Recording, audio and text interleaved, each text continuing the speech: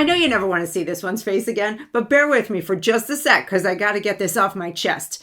Karine Jean-Pierre, the day after the inauguration, this article comes out in Vanity Fair. She told them how much harder it was for her to be the White House press secretary than anybody else. And here's why. Because I'm a first.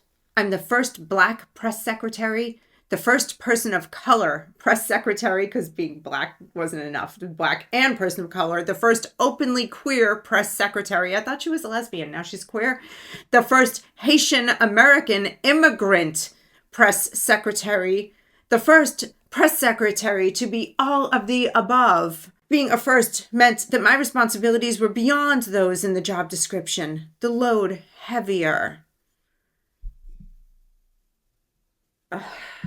Maybe the load was heavier, one, because you're not that bright. Two, because you were spending so much time focusing on all these imaginary things that were weighing you down instead of focusing on doing your job. Because maybe you would have seemed a little smarter had your focus been better.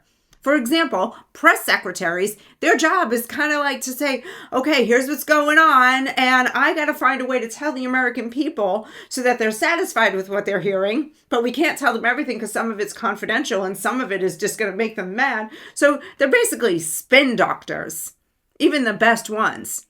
But if you're so focused on you, and the load that's so heavy because I'm the first Black, Haitian, African American, or whatever, person of color, lesbian, two-spirit unicorn to hold this job, of course you're not going to be able to do your job well.